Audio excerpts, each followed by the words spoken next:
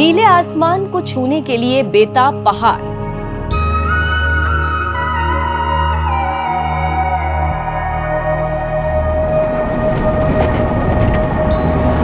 दूसरी तरफ घुमावदार रास्ते।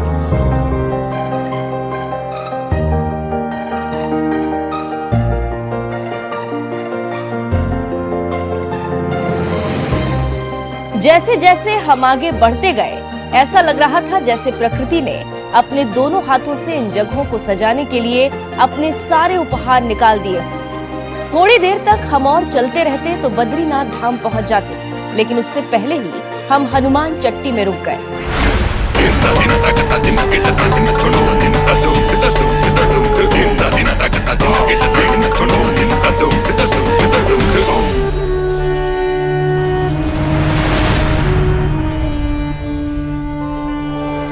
अलकनंदा नदी के पानी की आवाज कानों को भा रही थी। हांग पर्वत का अविस्मरणीय दृश्य भी मनमोहने के लिए काफी था। छोटा सा केसरिया मंदिर, यही हनुमान चट्टी है। भगवान हनुमान को समर्पित मंदिर, जो चार धाम यात्रियों के लिए सबसे अहम स्थानों में से एक है। खासकर बद्रीनाथ जाने वालों के लिए निश्चित पड़ावों में से एक। हिंदी शब्दकोश में चट्टी शब्द का मतलब होता है तीर्थयात्रियों के लिए रात्रि विश्राम का स्थान। वैसे भी कहते हैं कि उत्तराखंड में कदम कदम पर देवताओं का वास होता है। हनुमान चट्टी बद्रीनाथ धाम से ठीक पहले है, तो निश्चित ही इसकी कोई बड़ी कहानी होगी।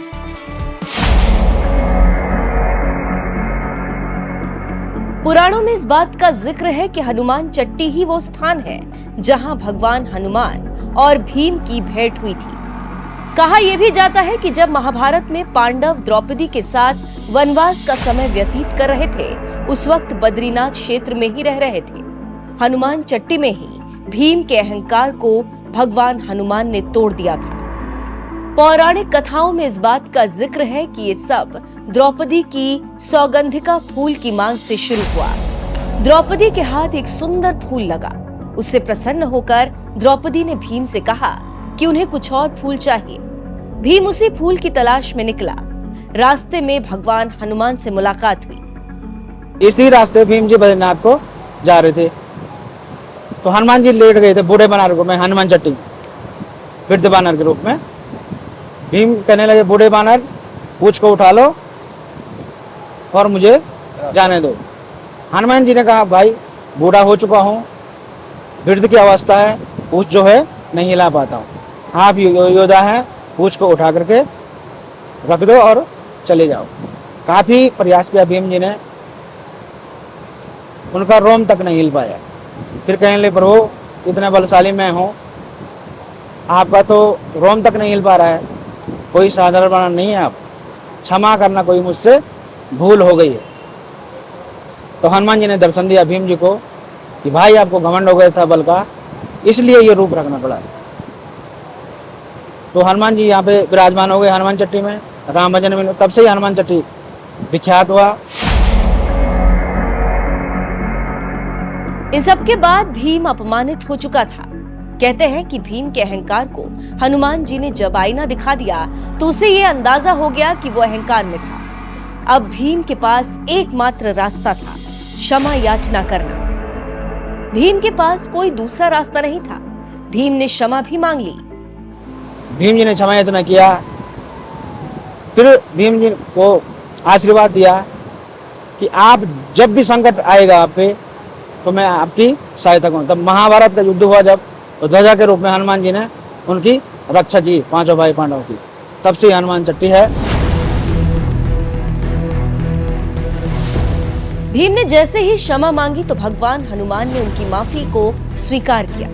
आशीर्वाद देने के साथ साथ कुबेर के उस बगीचे का रास्ता भी बताया जहां उस फूल के मिलने की संभावना थी, जिसे लेने के लिए भीम निकला था। महाभारत में भी प्रसिद्ध हनुमान चट्टी का जिक्र है। पूरी कहानी का वर्णन किया गया है। बाकायदा इसे विस्तार से बताने की कोशिश हुई। पंडित जी ने इसे और भी विस्तार से बताया। महाभारत में वन पर्व में 147 के 7वें अध्याय में इसका वर्णन है। प्रसीद नास्ति में रुक्तांतुम जरयानद ममानुकंपया त्वेतत् पुच्छमुत्सार्य गम्यताम। तो हनुमान जी कहते हैं कि मैं बूढ़ा हो चुका हूँ, मुझ में सामर्थ्य नहीं है पूछ को उठाने की।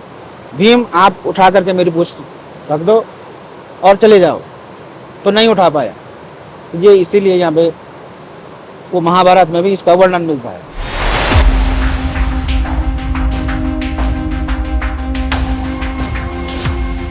क्योंकि हनुमान चट्टी बद्रीनाथ धाम से ठीक पहले है, ये भी एक कारण है कि यहाँ भक्तों की भारी भीड़ लगती है। यहाँ लोगों की आस्था के पीछे कई सारी कहानियां हैं। पंडित जी ने हमसे बात करते करते साक्षात भगवान हनुमान के दर्शन की एक कहानी हमें भी सुना दी। नीम करोली जी महाराज जी हैं, वो दिव्य संत हुए हैं। उन्होंने यहाँ पे 1962 में साक्षात हनुमान जी को दर्शन किया। तो उन्होंने कहा था यहाँ पे भजन कर दो ही मूर्ति स्थापना करनी है हनुमान चट्टी में, नीम करोली बाबा जी। लेकिन बाबा जी नहीं रहे। 1973 में उन्होंने शरीर छोड़ दिया था। तो बाबा जी की चेली है सिद्धि माई, वो कैंची धाम में रहती। तो उन्होंने 1992 में मूर्ति स्थापना कर दी।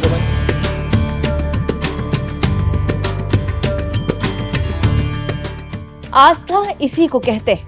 स्थान बड़ा हो या छोटा, स्थान दूर हो या पास, अगर वहां से जुड़ी मान्यताएं बड़ी हैं तो लोगों की आस्था उतनी ही गहरी होती है।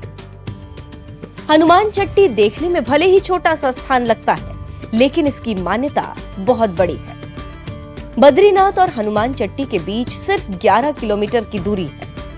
यहाँ पहुंचने के लिए कोई सीधी बस या ट्रेन तो नहीं है, लेकिन ये जगह हरिद्वार, ऋषिकेश, देहरादून, देवप्रयाग, रुद्रप्रयाग, कोटद्वार, जोशीमठ से अच्छी तरह से जुड़ा हुआ है। वैसे जब आस्था की बात हो तो फिर दूरी मायने नहीं रखती। इंसान अपने मन और कदम को रोक नहीं पाता। वैसे भी हमारे तरह घूमने का शौक हो तो फिर क्या पहाड़ और क्या पानी, क्या मौसम और क्या समय। तो इस वीडियो में इतना ही, और आप तो जानते ही हैं घुमक्कड़ी हमारी रगों में है। तो फिर किसी नए पते पर नए किस्से के साथ फिर मिलेंगे।